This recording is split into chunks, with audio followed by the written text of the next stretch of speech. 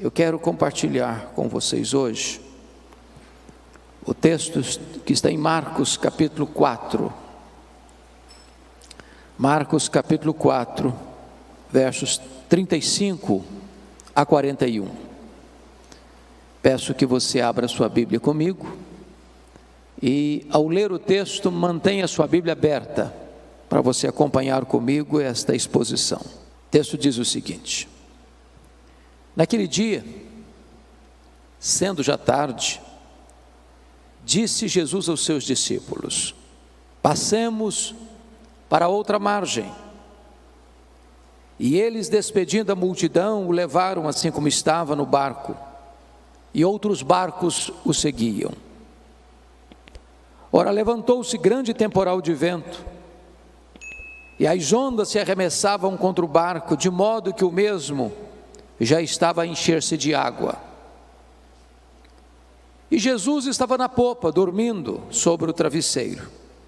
Todos o despertaram e lhe disseram: Mestre, não te importa que pereçamos? E ele, despertando, repreendeu o vento e disse ao mar: acalma-te, emudece. E o vento se aquietou e fez-se grande bonança. Então lhes disse: por que sois assim tímidos? Como é que não tendes fé? E eles, possuídos de grande temor, diziam uns aos outros: quem é este, que até o vento e o mar lhe obedecem? Amém? Eu queria pensar com vocês sobre o seguinte tema: não desanime, não tenha medo, Jesus está no controle. À guisa de introdução, quero falar 4 fatos que são importantes para a nossa reflexão nesta manhã. O primeiro deles é que as tempestades da vida existem, e elas são reais, elas estão absolutamente presentes na nossa vida, porque são inevitáveis. Elas chegam, e chegam para todos. Chegam para aqueles que estão no palácio e aqueles que estão na choupana, para os mais cultos aos iletrados. As tempestades são democráticas, elas vêm, mas hoje ou mais amanhã, elas vêm, são inevitáveis, não tem como você se blindar, não tem como você viver numa redoma de vidro. A vida não se desenrola num parque de diversões. A vida não é um jardim grinaldado de flores. Cruzamos desertos tórridos, vales escuros,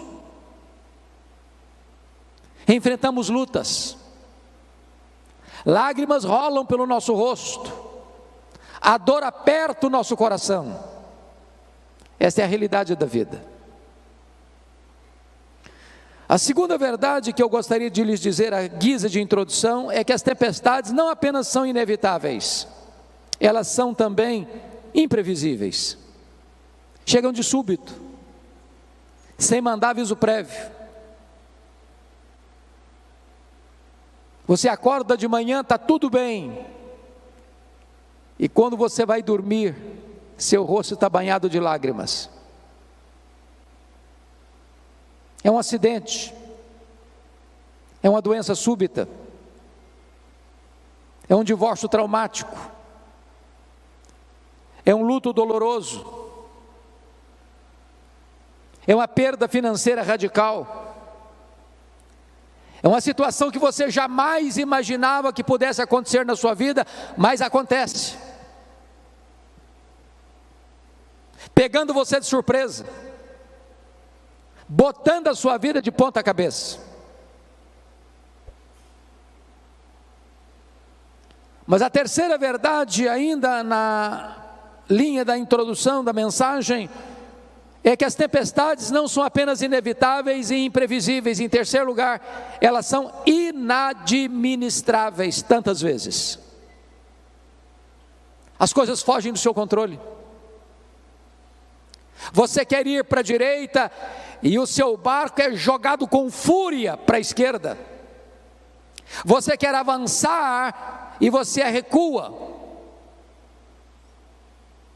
Aquilo que parecia tão fácil de resolver, de repente se transforma num monstro na sua vida e você não consegue mais resolver. É um filho criado com todo zelo, que de repente entra na adolescência, se envolve com coisas perigosas, amizades perigosas, se desvia, entra nas drogas, transtorna a família.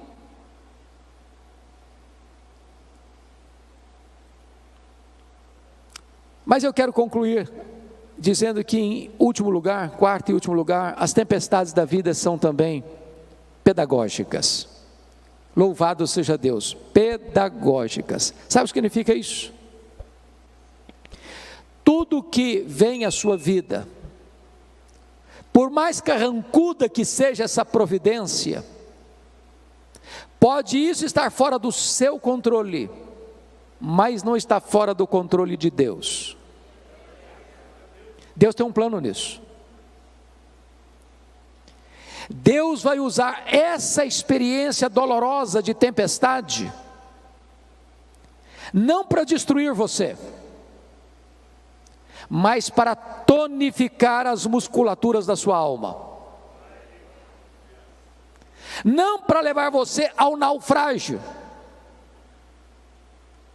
mas para conduzir você a uma experiência mais profunda com Ele.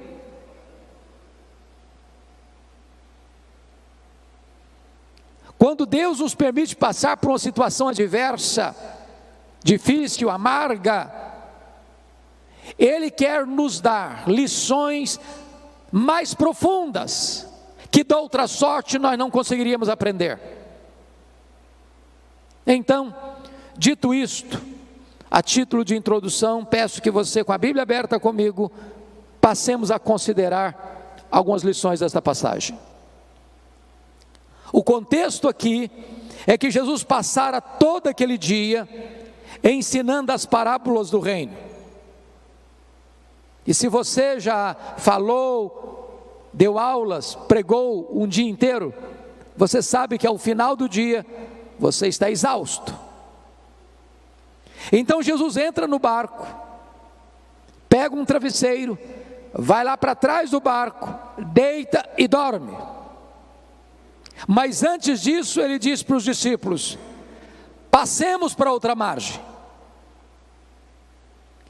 Enquanto eles estão navegando para outra margem, eu estou falando do Mar da Galileia, ou do Lago de Genezaré, e você sabe que esse mar não é um mar, é um lago de águas doces, o maior reservatório de águas doces do Oriente Médio, com 21 quilômetros de comprimento por 14 de largura, a 200 metros abaixo do nível do mar Mediterrâneo, encurralado pelas montanhas de Golã de um lado, as montanhas da Galileia do outro. Enquanto navegam, subitamente surge uma tempestade de vento, e o barco é varrido de um lado para o outro. E os discípulos inicialmente devem ter pensado: vamos deixar o mestre descansar, nós temos habilidade e capacidade de resolver esse problema. Mas na medida em que eles tentavam resolver o problema, o mar se agigantava, as ondas se tornavam mais furiosas, o barco era sovado com fúria pelo vento tão furioso, estava se enchendo de água, e a morte mostrando para eles a sua carranca. E então recorrem a Jesus com uma pergunta em tom de censura: Mestre, não te importa que pereçamos? E Jesus se levanta, repreende o vento, repreende o mar, a grande bonança, e agora Jesus pergunta para eles: por que sois assim tímidos? Como é que não tendes fé? E eles se entreolharam e perguntaram uns para os outros: mas quem é este, que até o vento e o mar lhe obedecem? Notem comigo, irmãos, que esse texto está regido por 3 perguntas. A primeira pergunta está aí no versículo 38. É a pergunta dos discípulos a Jesus: Mestre, não te importa que pereçamos? A segunda pergunta é a pergunta que está no verso 40. É a pergunta de Jesus para os discípulos: por que sois assim tímidos? Como é que não tendes fé? E a terceira pergunta está no verso 41. É a pergunta entre os discípulos: quem é este que até o vento e o mar lhe obedecem? Bom, como o texto está regido por essas 3 perguntas, me deterei em trabalhar essas 3 perguntas na meditação desta manhã. Vejamos então a primeira pergunta. Esta é a sua pergunta, esta é a minha pergunta, esta é a nossa pergunta. Mestre, não te importa que pereçamos? É a pergunta da angústia, é a pergunta da vulnerabilidade humana, é a pergunta das fraquezas humanas, é a pergunta de alguém que está enfrentando um problema e não sabe como resolvê-lo, está enfrentando uma doença e a medicina diz: não tem mais jeito, está enfrentando uma crise conjugal e parece que não vê nenhuma janela de escape para uma solução que traga paz à alma. A grande pergunta, meus amados, é por que esses discípulos estão fazendo essa pergunta com esse tom de censura a Jesus? Mestre, não te importa que pereçamos? Não estás vendo a nossa dor? Não estás vendo o nosso aperto? Não estás percebendo o nosso perigo? Não vais fazer nada. Mas por que eles estão fazendo essa pergunta? Porque alguma coisa não estava bem resolvida na mente deles. Primeiro lugar, eles não estavam conseguindo conciliar a obediência à ordem de Jesus: passemos para outra margem, com a tempestade que estava enfrentando. Não é muito difícil nem para você nem para mim entendermos a tempestade que Deus mandou atrás de Jonas. Jonas tinha desobedecido a Deus. E no imaginário nosso comum, a gente pensa assim: quando um crente se afasta de Deus, Deus manda uma tempestade atrás dele, e manda mesmo. Não para destruí-lo, mas para fazê-lo voltar ao caminho da obediência. Agora, como é que eu vou entender que eu estou fazendo a vontade de Deus, eu estou andando com Deus, eu estou obedecendo a uma ordem expressa de Jesus, e a tempestade vem? E a tempestade chega, e o vento contrário começa a me ameaçar. Na cabeça deles, isso não estava bem resolvido, porque a nossa expectativa é essa: se eu estou andando com Deus, vai dar tudo certo, nenhum imprevisto vai acontecer. Mas havia um segundo problema que levou esses discípulos a perguntarem a Jesus nesse tom de censura: Mestre, não te importa que pereçamos? Qual era o segundo problema? Era a urgência da necessidade deles com a demora de Jesus em atendê-los. Por quê? O que Jesus estava fazendo no barco? Estava dormindo. Quem está dormindo não está agindo. E parece-nos que um dos dramas que nós enfrentamos na vida é que quando a coisa pega, quando o calo aperta, quando a dor lateja em nossa alma, quando as lágrimas quentes rolam em nossos olhos, quando a noite parece escura demais, você grita por socorro e só escuta o eco da sua voz. Deixa eu lhes dizer, tem hora, eu vou voltar, filho, pode ficar tranquilo. Tem hora que a demora de Deus nos aflige mais do que o próprio problema. Eu vou ilustrar. Vocês se lembram da Marta? Quando seu irmão Lázaro ficou doente? Jesus estava a um dia de viagem de Betânia, e Marta manda um recado para Jesus assim: está enfermo aquele a quem amas. A casa dela estava cheia de gente. Talvez as pessoas questionando: Marta, será que Jesus vem? Eu falei: ele vem, claro, ele é nosso amigo. E eu, Lázaro, piorando. E Jesus não chega. Aí a pessoa gastou um dia para ir de Betânia, onde Jesus estava. Ao dar o recado, Jesus disse para os seus discípulos assim: o Lázaro morreu. Mas manda um recado para Marta: esta enfermidade não é para a morte, é para a glória de Deus. Quando o emissário retorna no segundo dia, que era um dia para ir, outro dia para voltar, talvez apressadamente já vai dizendo para Marta: Marta, Jesus mandou falar para você que esta enfermidade não é para a morte, é para a glória de Deus. Mas o Lázaro já estava morto e sepultado. Olha o nó na cabeça da Marta. Diz a Bíblia que Jesus fica mais 2 dias onde estava. Se o homem gastou um dia para ir, mais 2 dias que fica, 3 dias. No 4º dia é que Jesus vai. Quando Jesus chega lá, o Lázaro está morto e sepultado há 4 dias.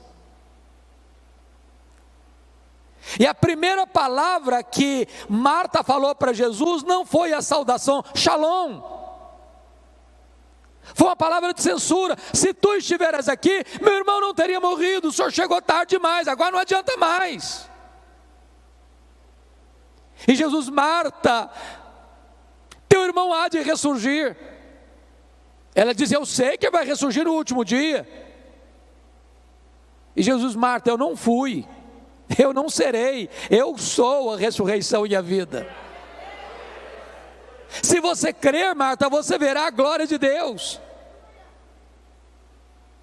Talvez você, meu amado, que está aqui hoje, minha irmã, você está aguardando um milagre de Deus na sua vida, uma resposta às suas orações há anos. Mas o que eu posso dizer para você é que Deus nunca chegou atrasado. Quando Ele parece chegar atrasado, é porque Ele está preparando algo maior e melhor para a sua vida. Mas sabe por que esses discípulos estão angustiados? Tinha uma terceira razão. Primeiro, que eles não conseguiram conciliar a ordem com o problema. Segundo, eles não conseguiam conciliar a urgência da necessidade com a demora. E a terceira razão, eles não conseguiam conciliar a angústia avassaladora com o silêncio de Jesus. Porque se ele está dormindo, ele não só não está trabalhando, mas também não está falando. E eu vou lhes dizer que o silêncio de Deus grita mais alto nos nossos ouvidos do que o ruído mais barulhento das circunstâncias mais adversas.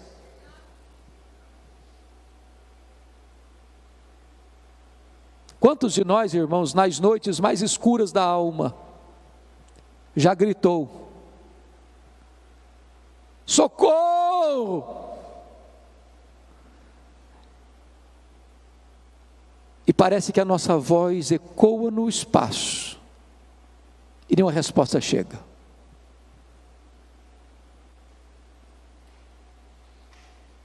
Mas quando Deus está em silêncio, Ele não está inativo, Ele não perdeu o controle. Ele está trabalhando e trabalhando por nós e não contra nós.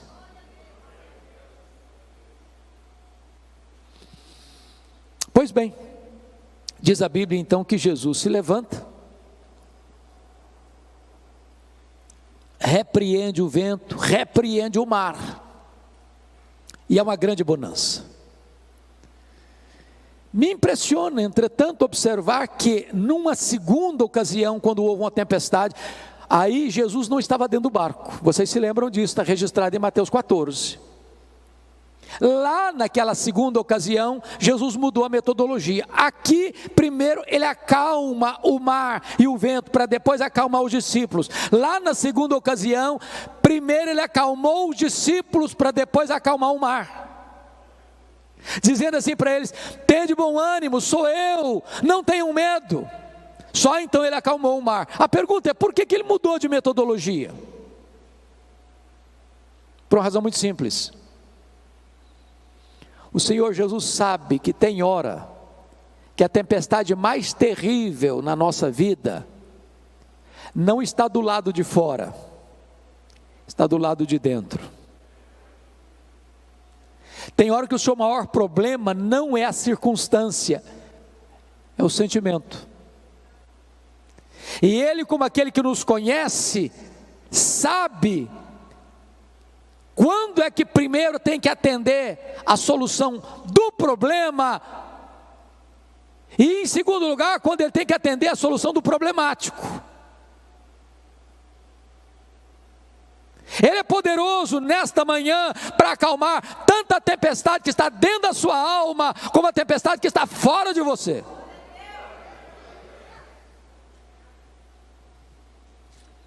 E depois que ele acalmou o mar, diz o texto no verso 40, que Jesus pergunta assim: por que sois assim tímidos? Como é que não tendes fé? Em outras palavras, por que vocês estão com medo? Agora, só convido você para se transportar para aquela circunstância, para aquela ocasião, e perguntar assim: se você estivesse lá dentro daquele barco, você estaria com medo?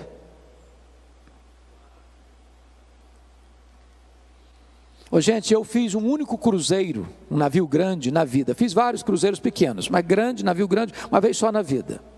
Saiu de Santos, foi para o interior do Rio de Janeiro. E eu prometi a mim mesmo nunca mais fazer outro cruzeiro na vida. Pegamos ondas de 5 metros. Foi um desespero. Todo mundo dentro do navio ficou com náuseas, todo mundo. Você ia sair, você tinha que cambalear nos corredores, e todo mundo vomitando nos corredores. Você não imagina o que é você começar uma viagem, o navio está todo mundo nauseado, e você sabe que tem 8 horas pela frente. A única oração que eu fazia era essa: ó Deus, ou eu durmo ou eu morro. Agora imagine o que é um barquinho de pescador, no meio do mar, já de noite, o mar furioso, moendo o barquinho, água entrando, a morte mostrando a carranca, a situação humanamente desgovernável. Você ficaria com medo? Aí Jesus pergunta assim: por que vocês estão com medo? Como é que vocês não têm fé? Mas por que eles deveriam estar com fé e não com medo? Bom, eu quero lhes dar 4 razões porque eles deveriam ter fé e não medo. Para ajudar a vocês na memorização, usarei um recurso mnemônico. As 4 razões para eles terem fé e não medo, começando com a letra P. Primeiro, eles deviam ter fé e não medo por causa da promessa de Jesus do verso 35. Passemos para outra margem. Se Jesus disse assim: passemos para outra margem, qual era o destino deles? A outra margem, claro. Então vou lhe dizer algo sublime agora. Promessa de Jesus e realidade são a mesma coisa. Porque nenhuma das suas promessas cai por terra. Em todas as suas promessas nós temos o amém, o sim de Deus. Ele vela pela sua própria palavra em a cumprir. Você sabe por que você e eu ficamos com medo? É porque nós duvidamos que aquele que fez a promessa é fiel para cumpri-la. Segundo lugar, sabe por que eles deviam ter fé e não medo? Por causa da presença de Jesus com eles. Quem é Jesus? O Criador do mar, o Criador do vento, o Criador da terra, o Criador do céu, o Criador do universo. Agora eu pergunto a você, será que a criatura poderia ser maior que o Criador? Será que o mar poderia derrotar o Criador do mar?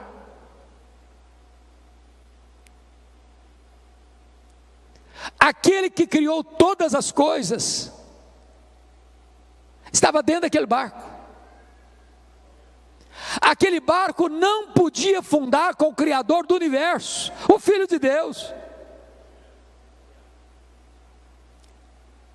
E Jesus prometeu para você e para mim o seguinte: eis que eu estou convosco todos os dias até a consumação dos séculos.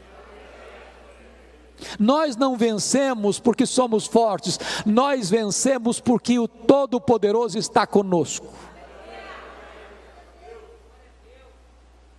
Terceiro lugar, sabe por que deviam ter fé e não medo? Primeiro, por causa da promessa. Segundo, por causa da presença. Terceiro, por causa da paz de Jesus. Eu pergunto a vocês, o que Jesus estava fazendo dentro daquele barco? Dormindo. Agora, tem uma pergunta importante a fazer. Ele sabia que a tempestade viria? É óbvio que sim, claro. E se sabia, por que dormiu? Porque sabia que tudo estava sob controle. O que é paz? Paz não é ausência de tempestade. Paz é você saber que apesar da tempestade, tudo está sob controle. Não sob o seu controle, sob o controle de Jesus. Você pode ter paz no vale. Você pode ter paz na tempestade. Mesmo que as rédeas tenham saído das suas mãos, Deus continua com as mãos no leme da sua história. Quarto lugar, por que eles deviam ter fé e não medo? Primeiro, por causa da promessa. Segundo, por causa da presença. Terceiro, por causa da paz. Quarto, por causa do poder de Jesus. É maravilhoso você notar em Marcos que, propositadamente, Marcos reúne ao redor desta passagem 4 episódios que retratam o poder de Jesus. Primeiro nesta, onde ele tem poder sobre as leis da natureza, o vento escuta a sua voz, o mar obedece ao seu comando. Mas notem comigo que em seguida, capítulo 5, ele desembarca do outro lado, na região leste do lago, na região das montanhas de Golã, em território pagão, no território de Gadara, num despenhadeiro, dentro de um cemitério, de noite, quando entre os sepulcros tem um homem gritando, ferindo-se com pedras, louco, furioso, que ninguém podia prendê-lo com algemas.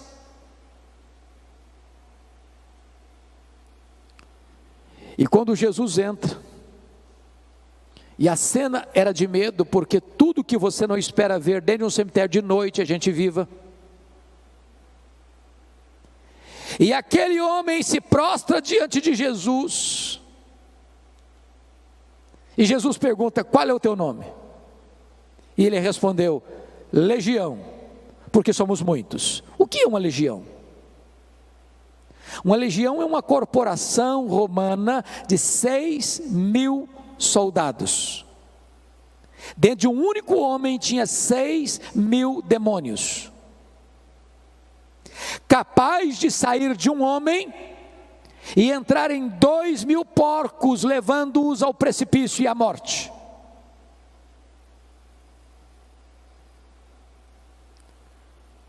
Mas Jesus liberta aquele homem. Jesus transforma aquele homem. Jesus faz daquele homem um missionário, para provar uma coisa para nós: ele tem poder sobre as leis da natureza e ele tem poder sobre os demônios. Me impressiona, pastor Amarildo, nesse texto,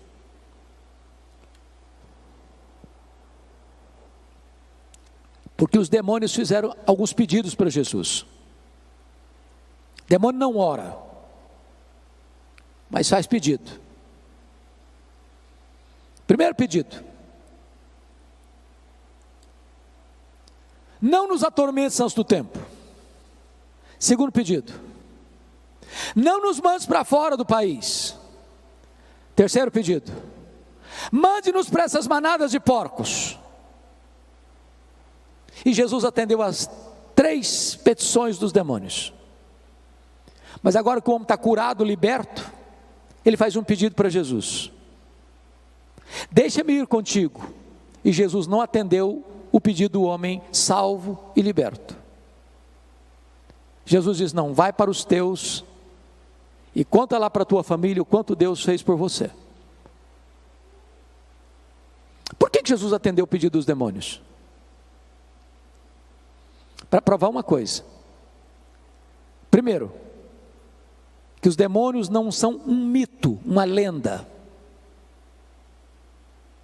Segundo, para mostrar para o mundo inteiro o poder destruidor dos demônios na vida de uma pessoa, capaz de sair de um único homem que era foragido da justiça, ninguém conseguia botar mais a mão nele, ele quebrava a algema, a família tinha enjeitado a ele, a sociedade tinha enjeitado a ele, os vivos tinham enjeitado a ele, vivia entre os mortos.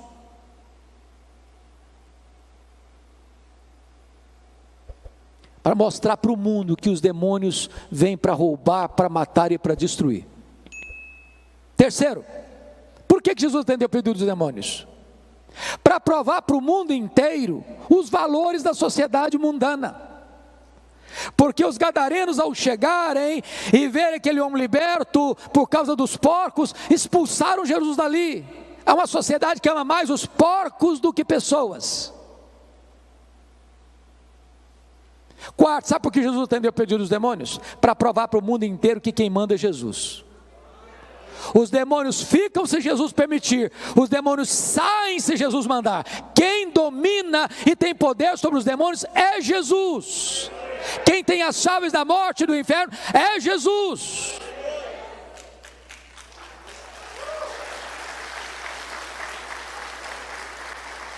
Então Jesus aqui prova que ele tem poder sobre os demônios.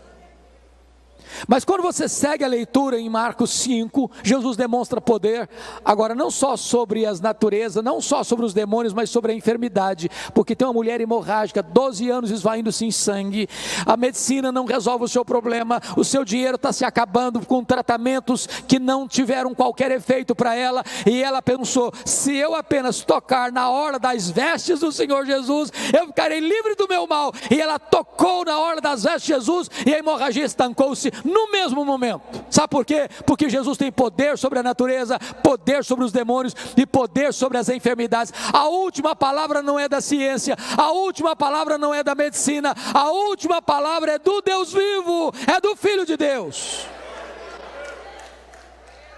Mas em seguida, no capítulo 5, Jesus está indo no meio da multidão, porque Lázaro, o chefe da sinagoga, rogou a Jesus: Senhor, vá comigo à minha casa, porque a minha filhinha única de 12 anos está muito doente, está à beira da morte. E Jesus caminha com ele. Quando chega alguém, diz: não incomodes mais o mestre, a tua filha acabou de morrer. O desespero, a dor, a angústia, filha única. E Jesus olha para ele e diz: não temas, Jairo, crê somente. E Jesus chegou na casa de Jairo, a menina estava ainda estendida na cama, o seu corpo sem vida. Jesus se aproxima e diz: menina, talita cumi. Significa: menina, está na hora de acordar, está na hora de levantar.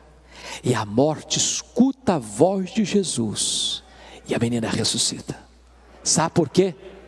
Porque Jesus tem poder sobre a natureza, tem poder sobre os demônios, tem poder sobre a enfermidade, tem poder sobre a morte. Ele é a ressurreição e a vida. Ele entrou nas entranhas da morte, ele matou a morte, ele ganhou vitória sobre a morte, e ele se levantou com um corpo de glória. E ele promete para você que, se você crer nele, você nunca morrerá eternamente, porque você e eu também teremos um corpo de glória semelhante ao corpo da glória do Senhor Jesus Cristo. E você pode olhar como Paulo para a morte e dizer: onde está a morte, a tua vitória? Onde está a morte, o teu aguilhão? Tragada foi a morte pela vitória. O nosso Senhor tem poder sobre a morte.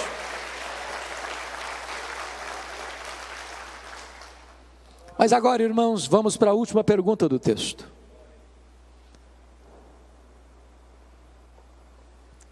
Eu fico imaginando o mar se acalmando como uma fera selvagem que precisa ser acalmada, o barco balançando, os discípulos todos molhados, porque o barco já estava se enchendo de água, aquelas jorros d'água batendo no barco,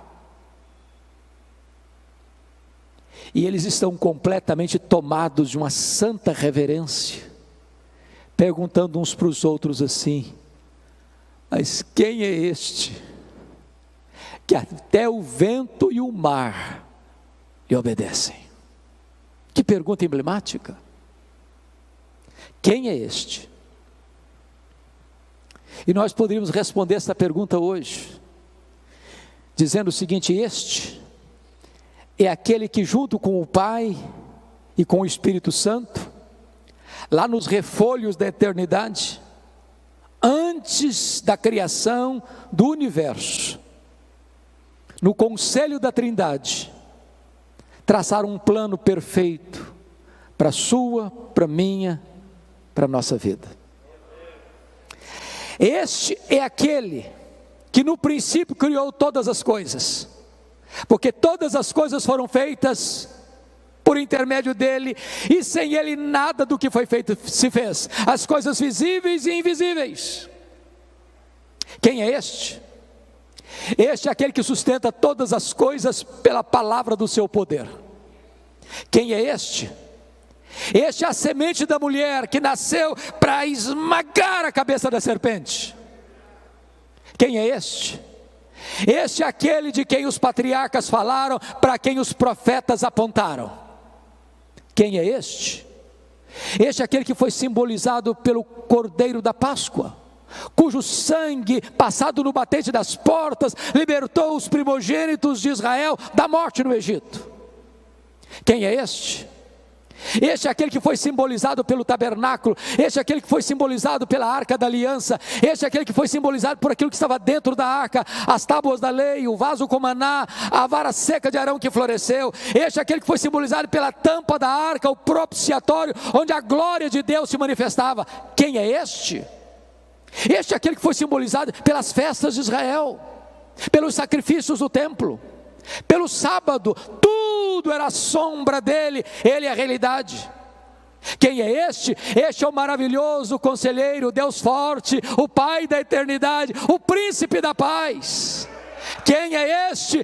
Este é o sol da justiça, a brilhante estrela da manhã. Quem é este? Este é o Messias prometido, este é o Filho de Deus, que na plenitude dos tempos nasceu de mulher, nasceu sob a lei, para ser o nosso Redentor. Quem é este? Este é o Verbo eterno, pessoal, divino, autoexistente, Criador, que se fez carne e habitou entre nós, cheio de graça e de verdade, e vimos a sua glória, glória como do unigênito do Pai. Quem é este? Ora, este é aquele que pode dizer: eu sou. Antes que Abraão existisse, eu sou. Este é o pão da vida, este é a luz do mundo, este é a porta das ovelhas, este é o bom pastor, este é a ressurreição e a vida, este é o caminho e a verdade e a vida, e ninguém vem ao Pai senão por ele. Este é a videira verdadeira. Quem é este? Este é o cabeça da igreja, este é o fundamento da igreja, este é o dono da igreja, este é o edificador da igreja, este é o protetor da igreja. Quem é este?